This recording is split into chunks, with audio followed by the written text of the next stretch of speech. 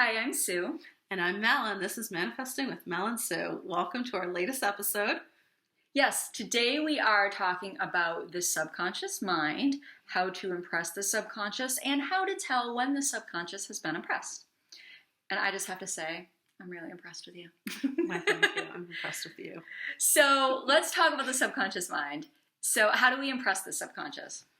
I don't know, how do we? So we talked about all the different techniques, right? And what those do are they're creating an impression, either visual or through words, of what you want your desired reality to be. And through what process?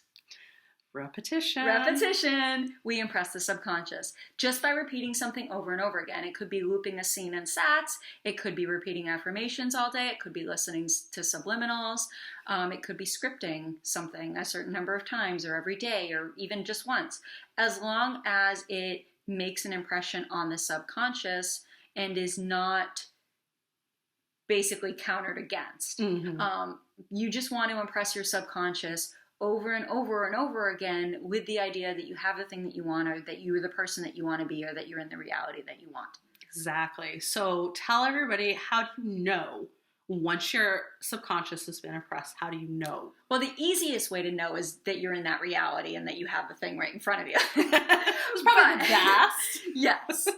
But there are also ways to tell along the way. Mm-hmm. So I'm sure we've kind of glossed over some of this in other episodes, but one way that we haven't talked about yet is through your dreams. Yes. So the great thing about dreams is that they show us what our current state is. So if you dream that you have the thing that you've been affirming for, or that you've been visualizing for, if you dream that it's happening, that's a sign that it's impressed on your subconscious, because your subconscious is literally showing you this is you doing the thing that we already experienced in your imagination. Exactly. So here's more of it. Exactly. I actually have a quick story about that. Great. When I was manifesting my I guess latest SP, I would, when I was going through the whole process of trying to manifest him, and I wasn't fully, I guess, believing it, Mm-hmm. and I would have a lot of dreams of almost getting what I was trying to manifest with him, but not quite. So in your dream, you didn't have your manifestation. Exactly. And so I had a lot of those. Yeah, and it was really frustrating, but it was great to show me that I was like, okay, I'm not really fully committing to this belief. And I remember at the time you were like, Mel, you need to stop going back and forth. You really got to decide what you want, because I was so back and forth on what I wanted. You know what? Honestly, the hardest part of getting what you want is figuring out what you want. Exactly. It really, truly is. Yeah. So yeah, that's great. I've also had similar dreams where I've either had my manifestation or it's been close and I was frustrated in the moment. Mm-hmm. So dreams are a great indication that the subconscious has been impressed. They're also a good indication, if you're not seeing your manifestation in your dream, of what your current state is. So if in your dream you're feeling frustrated, say that you're manifesting money and in your dream you don't have money, that's a good indication of maybe that's where your state is right now. And we haven't really talked about states. No. But what is a state? A state is basically your current concept of self. Mm-hmm. It's the dominant belief that you have about that thing in your life. And so it may not even have to be a belief, but it's something that you are conscious of at that moment. So I wish I had a really good example now for a state.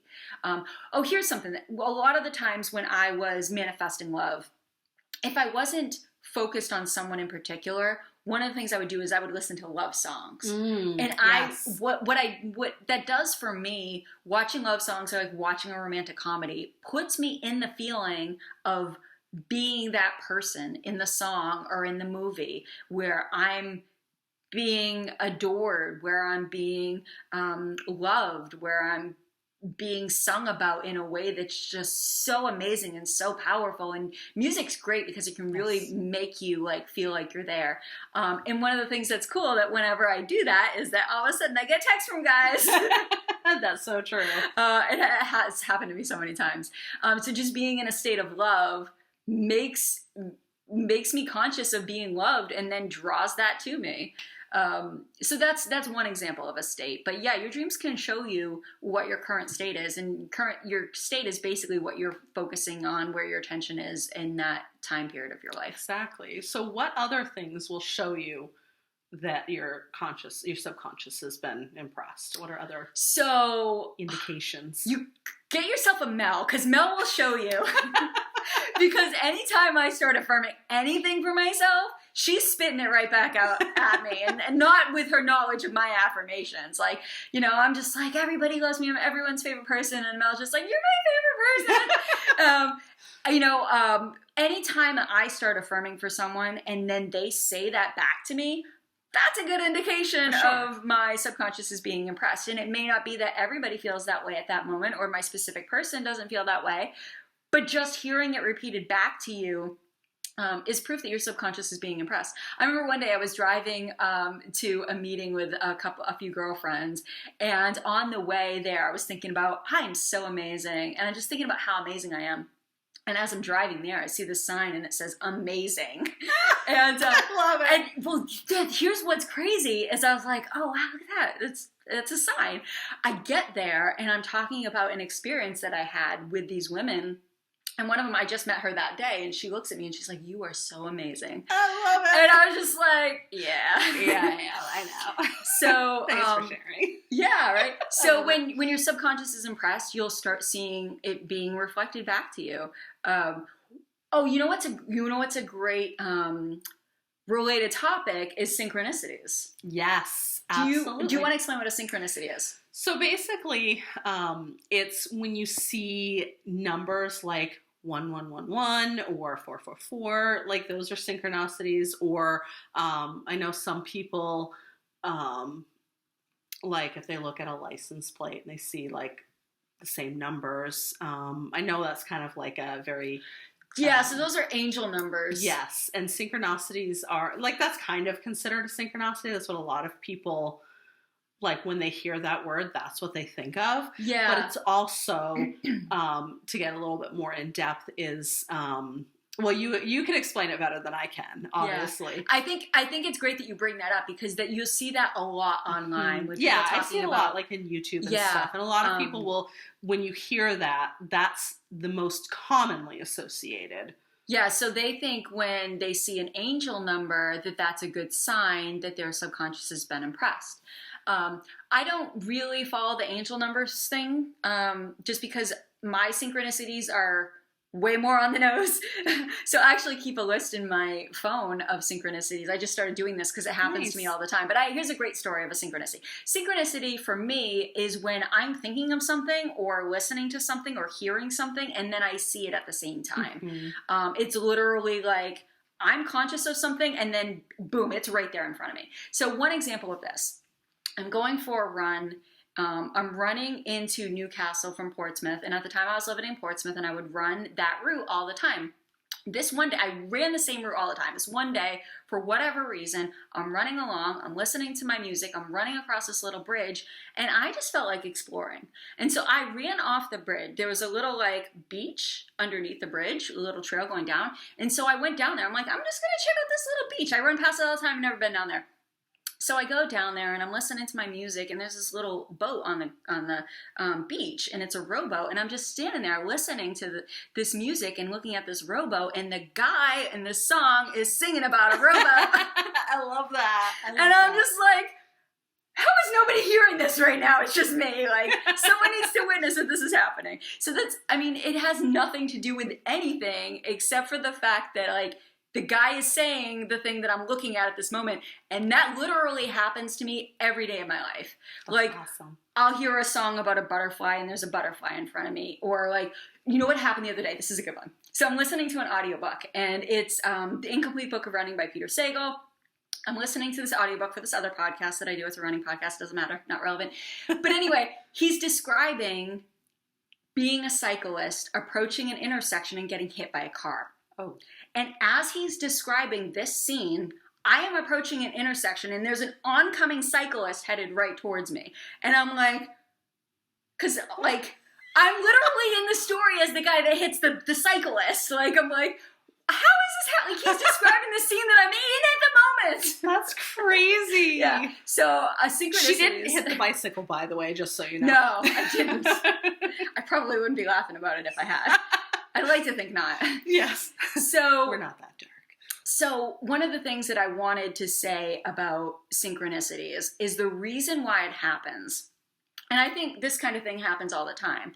But the reason why we notice it when we start becoming conscious creators and manifestors is that when you are more mindful and when you are more conscious of the present moment and your sense of reality, you're going to be so much more aware of what's happening around you than maybe you would normally. Maybe you're a mindful person anyway and you're not consciously creating your reality, but you'll notice something like that because you are paying attention.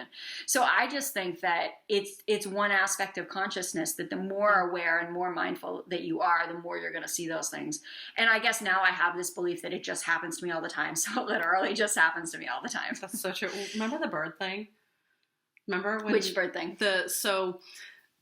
It was, oh my God, I think it was over a year and a half ago. And was it Carrie that? Carrie. Yeah. So you were telling me. I have another friend who's into manifesting, and we always had this joke about birds before land, and we were talking about it one day, and there was this huge swarm of birds flew over us overhead, and she's like, "It's the birds!" And then any time that she saw birds after that, she'd send me pictures, and it's like, but she would see the craziest birds that you're like, that's not even native to this area. Yeah. Like, she was so focused on birds that she just kept manifesting more and more birds. It was insane. I was like, is she going to a zoo and taking these pictures? Because she would have, like, the craziest birds. Speaking of birds, I gotta show you a picture later. Scott and I were on a hike today, and both of us had birds landing on our fingers. Oh, that's so cool. Yeah, that was cool. So... what else was I going to say? I think that's it, right? I think that really covers it well. Synchronicities and the subconscious and things. Oh, other thing about how to tell if your subconscious mind is impressed. And we went over this in an earlier video. But basically, when you start getting opposite results of your manifestation, when everything starts to seem like it's going wrong, that's a really good sign that your subconscious is impressed. If you take it as that, then it can be a really good thing.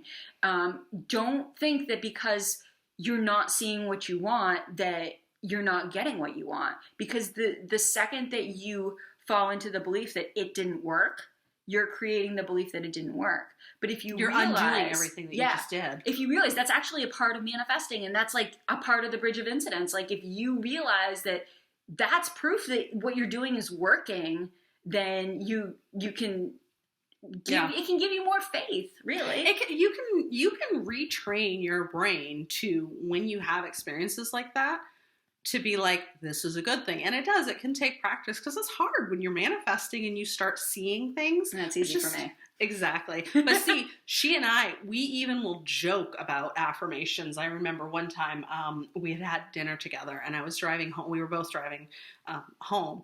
And I got home and we were joking about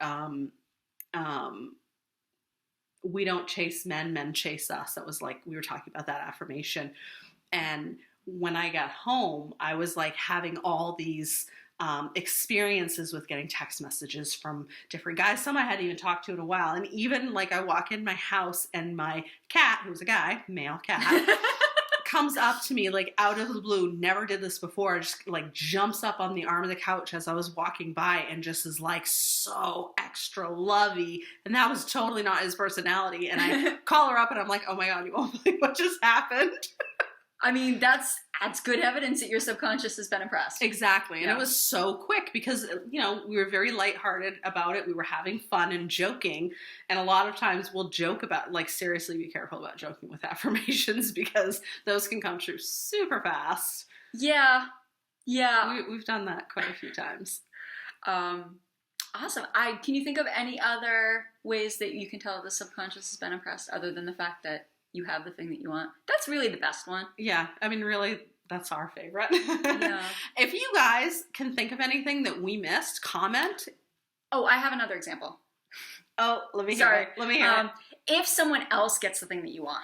Oh, that's right. Yeah. That could be considered kind of like a birds before land. So, like, if somebody gets what you're affirming for, don't get upset about it. Be like, yes, it's on the way. Like, that's just, you know, your subconscious is showing you, like, hey, guess what? It's coming.